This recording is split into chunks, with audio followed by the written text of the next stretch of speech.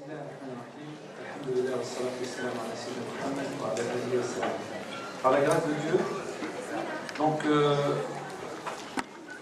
nous allons passer à la deuxième partie de cette soirée autour de la thématique de la compassion, Ar-Rahma. Elle est d'actualité puisque nous célébrons dans les jours qui suivent Al-Mawlid al-Nabawi Sharif, l'anniversaire du prophète Sina Muhammad alayhi wa alayhi salam, en cette aube du mois de Rabi' al-Awwal, le troisième mois du calendrier lunaire de l'année 1433. Et donc, cela correspond à l'anniversaire du prophète alayhi salam, et à cette occasion, il est important de rappeler l'essentiel et de puiser justement une énergie, une force à partir de la personnalité de celui qui est le modèle de la miséricorde et de la compassion, Ar-Rahma al-Muhda.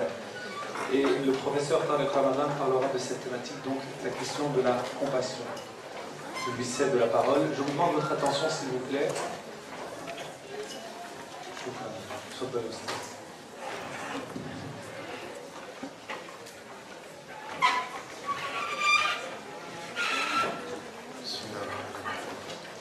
Bien, ça ne va pas être très long parce que les contraintes horaires sont extrêmement difficiles maintenant dans cette salle et il faut qu'on termine dans, je crois, 7 minutes. Donc c'est simplement une introduction, une réflexion, peut-être quelques mots, quelques échanges autour de la question de Ar-Rahman et de la compassion. Alors souvent quand on revient à la question de la compassion, c'est vrai que la tradition qui a placé la compassion au centre de sa philosophie ou de sa spiritualité, souvent ce que l'on entend en Occident et à travers le monde, c'est la tradition bouddhiste. Et la tradition bouddhiste, elle met en évidence le fait de la compassion qu'il ne faut pas confondre avec la pitié, qui est une sorte d'empathie intellectuelle et spirituelle avec soi-même et avec autrui. Et souvent la tradition de la compassion, c'est de commencer par soi-même et de commencer par le fait d'avoir un regard positif sur sa propre souffrance, sur ses propres déficiences, et de comprendre par rapport à cela que tout cet effort spirituel de libération commence par un regard positif sur soi-même et non pas un regard de juge. Donc la compassion commence par soi, mais non pas dans le regard égoïste à soi, mais dans un regard bienveillant quant à soi. Ce qui n'est pas pareil, c'est pas être au centre de son ego, c'est être bienveillant, c'est-à-dire revenir à soi dans la bienveillance pour se libérer de soi et devenir bienveillant quant à autrui. Donc l'idée que l'on n'est jamais autant à l'écoute dans la bienveillance d'autrui que quand on commence dans la bienveillance quant à soi. Et la bienveillance quant à soi, c'est pas du tout d'être paresseux, c'est d'être exigeant avec soi dans la bienveillance pour devenir ouvert, plein de compassion vis-à-vis d'autrui. Et ce qui est important ici, ce qu'on a dans la tradition musulmane, c'est un verset aussi qui met cette notion d'Al-Rahman. Ce qui est la caractéristique de ceux qui portent la foi, c'est qu'ils peuvent être très durs et qu'ils peuvent être très fermes vis-à-vis de ceux qui nient. Mais ce qu'il faut comprendre, c'est que dans leur négation ici, c'est la négation du divin, mais la négation du sens de la vie, du sens du service. Et donc, c'est une espèce de fermeté vis-à-vis de ceux qui seraient pour la destruction de l'humain, qui seraient pour l'oppression. Et donc, vis-à-vis d'eux, il faut se lever. C'est-à-dire, autant il faut réussir à se lever devant les oppresseurs, les dictateurs, ce dont on parlait tout à l'heure, autant il faut, par rapport à toutes les sincérités, avoir la bienveillance. La bienveillance de celui ou de celle qui comprend et qui va accompagner ce processus-là. Donc ici, il y a Ruhama bainahum, c'est-à-dire ils sont pleins de compassion, de miséricorde, de bonté les uns vis-à-vis des autres. Pourquoi ? Parce qu'au bout du compte, ce qu'ils comprennent, c'est que leur intention fondamentale, essentielle, c'est, dans la reconnaissance du divin, le service de l'humain, le service de la nature, servir le bien, c'est la façon d'être avec le divin. Et quand les intentions supérieures sont celles-ci, on sait que sur la route, nous allons faire face à des manquements, nous allons faire face à des insuffisances. Au nom de ce principe supérieur de tawhid, c'est-à-dire dans la tradition musulmane, le fait de servir l'unique et de n'adorer que l'unique, le fait que la compréhension que d'adorer l'unique et de servir l'unique veut dire, au fond, servir l'humain et respecter la nature, au nom de ces intentions supérieures, avoir un regard bienveillant sur tous les manquements humains. Quand la sincérité est là, reconnaître que dans la sincérité, les défaillances, il va falloir essayer de les comprendre, il va falloir faire preuve d'empathie intellectuelle. Et ça commence aussi vis-à-vis de soi.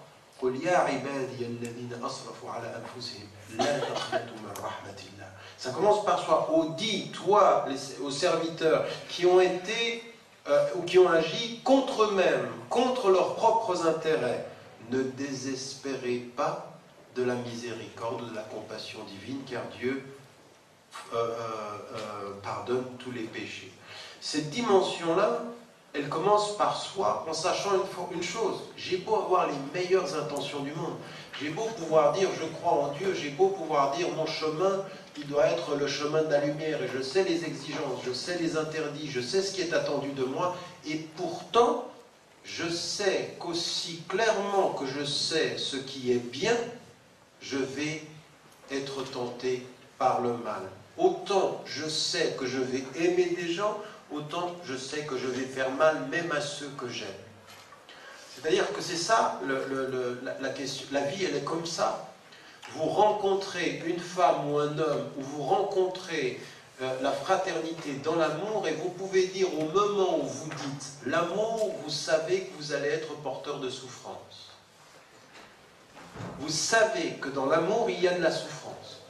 Et le seul être qui va être au-delà et qui vient à vous avec tout son amour, malgré vos insuffisances, c'est Allah subhanahu wa ta'ala, c'est Dieu. Le seul qui peut aller au-delà de nos déficiences et qui nous pardonnera tout, Inna rahmati sabaqat ghadabi, c'est-à-dire que ma miséricorde, c'est que ma compassion, elle précède ma colère. Le seul qui vient à nous malgré tous nos manquements et qui nous pardonnera malgré tous nos manquements, c'est celui qui est le maître de la miséricorde absolue et qui nous fait comprendre ici, quoi que vous fassiez, si vous êtes dans la sincérité de ceux qui se rapprochent, je suis dans la protection de celui qui aime.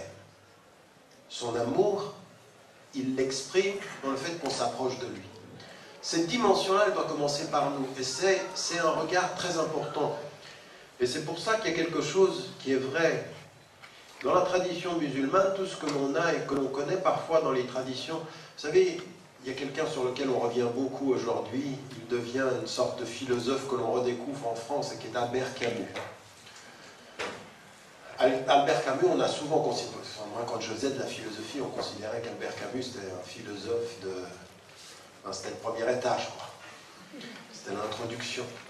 Ce qui n'était pas toujours très juste vis-à-vis de lui, parce que autant c'est vrai qu'il n'a pas développé un système philosophique, il avait des intuitions philosophiques fondamentales. Et il a écrit un ouvrage qui n'est pas facile, un ouvrage qui n'est pas facile mais qui est très important, qui s'appelle L'homme révolté.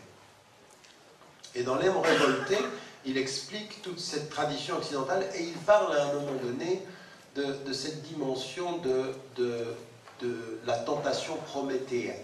Il dit c'est fondamentalement occidental, cette idée de se confronter au divin dans L'homme révolté.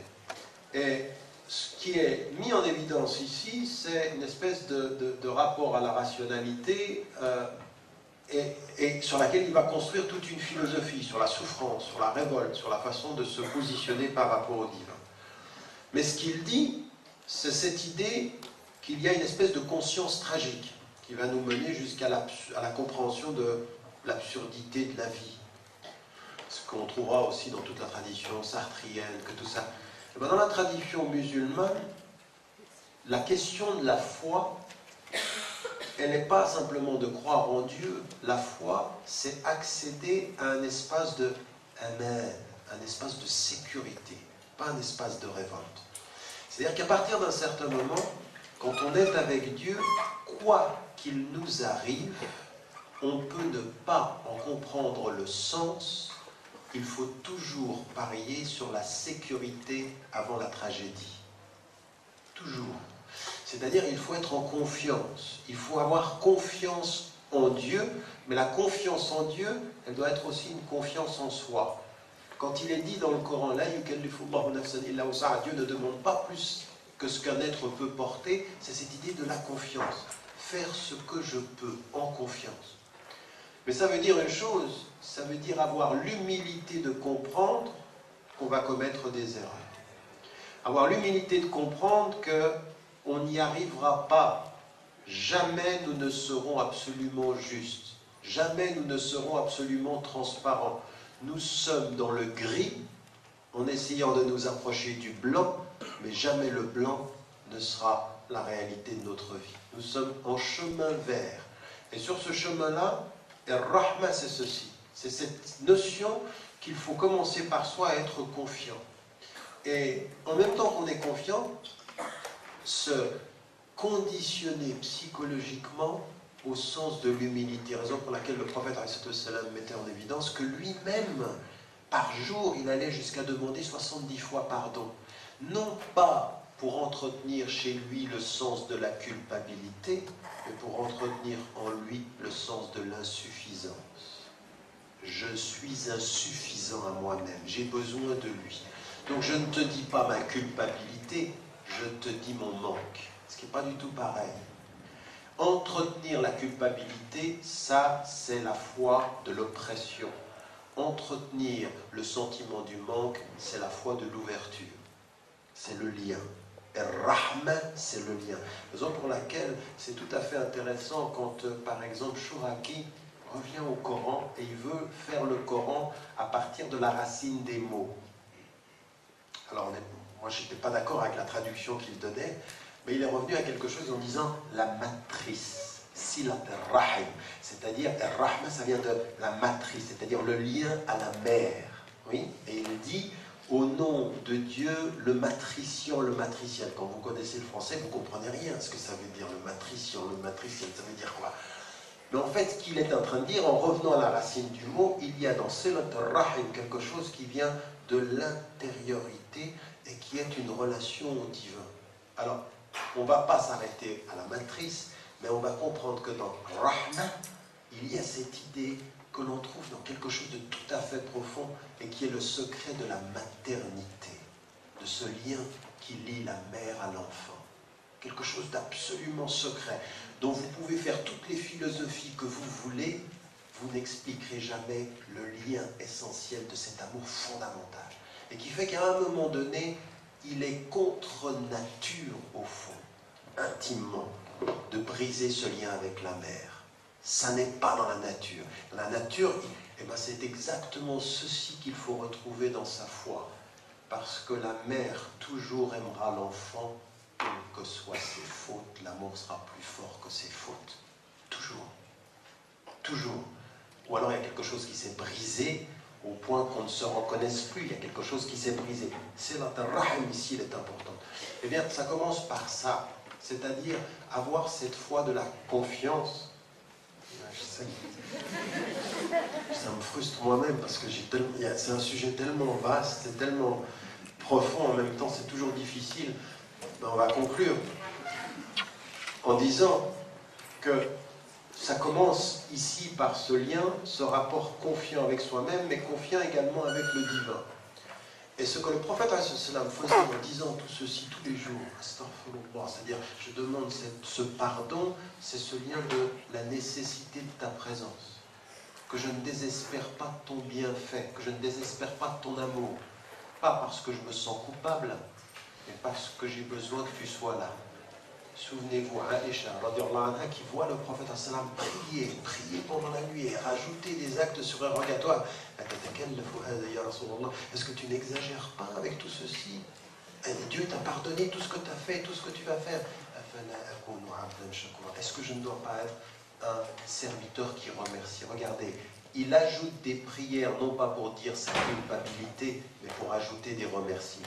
Et quand vous remerciez, vous êtes dans un rapport positif au divin. Merci. Merci de me faire me rendre compte de mes erreurs. Plus je sais mes erreurs, plus mon humilité est un rapprochement. Mais plus toi tu me juges, plus mes erreurs sont des culpabilités. Et donc, c'est tout ce regard-là qui est important. La compassion, c'est ça. La compassion, à un moment donné, c'est de se déplacer et de se regarder de l'extérieur et de regarder d'avoir un regard positif sur sa sincérité, pas sur ses erreurs. C'est pas se complaire dans ses erreurs, c'est nourrir sa sincérité par rapport à ses progrès. Et de faire exactement la même chose avec ceux qui sont autour de nous. Une communauté de frères et de sœurs. Qu'est-ce que ça veut dire être mon frère? Ça veut dire que tu es un autre être humain, mais que j'ai une relation du cœur avant d'avoir une relation uniquement sociale. La fraternité dit le cœur a une raison sur notre relation.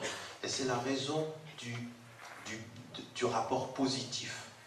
Si tu es mon frère ou ma sœur, c'est un rapport positif, c'est-à-dire regarder la dimension positive. Et c'est même dans le jugement, tout le temps il est rappelé ceci, toujours avoir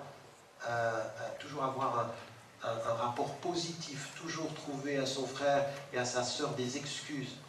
Ça, c'est la dimension de la compassion. Ça, c'est la dimension de notre foi. Et c'est là où la foi devient lumière, c'est que tous ici, on a des manquements, tous ici, on a des trahisons, tous ici, on se trahit soi-même, on n'est même pas honnête avec nous-mêmes. Il n'y en a pas un dans cette salle, parmi tous ceux que je vois, moi compris, le frère compris, il n'y en a pas un qui ne se ment pas à lui-même. Et s'il y en a un qui me dit « Qu'est-ce que t'en sais ?» je lui dis « Je le sais encore plus que toi. » Et si tu ne le sais pas, je vais te le prouver. Par le seul fait que tu me poses la question, c'est déjà se mentir à soi-même. De penser que je ne puisse pas le savoir, que c'est la chose la plus communément partagée. Nous ne sommes jamais complètement honnêtes, même avec nous-mêmes. Eh bien, le regard bienveillant, cette attitude-là, cette dimension de rahma dans notre religion, elle devrait être quelque chose qu'on devrait nourrir davantage, qui est extrêmement difficile. Au bout du compte, quand on a compris ceci, on comprend une chose, c'est que la position du juge paraît être une position de force.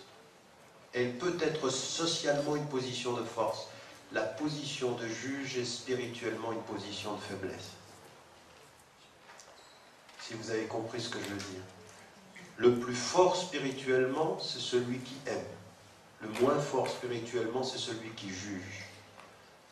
Et le plus fort de tous, c'est celui qui aime au-delà de tout ce qu'il juge. Et alors ça, ça n'est possible qu'aux messagers, aux prophètes, à ceux qui nous ont montré cette voie-là. Nous, on essaie juste de se rapprocher, de temps en temps, on a des faiblesses. Mais c'est pour ça que, en fait, toute cette notion de rahma, si on devait l'étudier davantage, là j'avais préparé un certain nombre de choses et des éléments sur lesquels je voulais m'arrêter, mais l'introduction, quoi. C'était juste les premiers pas. Inch'Allah.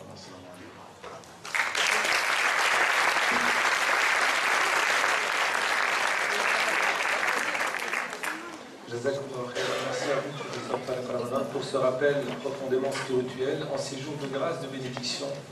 Je rappelle à toutes et à tous qu'il est fondamentalement important que l'on s'arrête un instant de méditation autour de cette phase, de cette période sainte, de cette période de bénédiction, à savoir un Mawlid al-Nabawi Sharif. Et à cette occasion, je tiens à souhaiter à toutes et à tous mes meilleurs vœux du Mawlid al-Nabawi Sharif, donc à l'occasion de l'anniversaire du prophète alayhi salam, Eid al-Mubarak Sa'id, wa kullu 'amin antum bi khair. Avant de clore, je voudrais céder la parole à Fawzi, s'il peut nous rejoindre pour une lecture et ça me dit de quelques passages dans le Coran.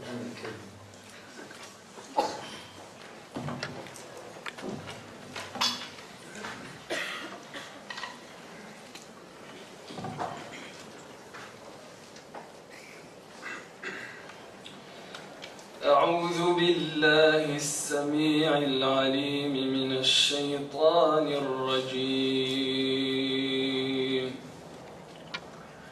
يا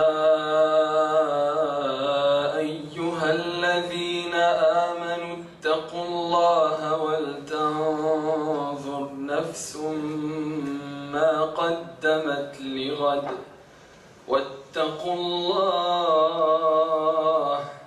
إن الله خبير بما تعملون ولا تكونوا كالذين نسوا الله فأنساهم أنفسهم أولئك هم الفاسقون لا يستوي أصحاب النار وأصحاب الجنة أصحاب الجنة هم الفائزون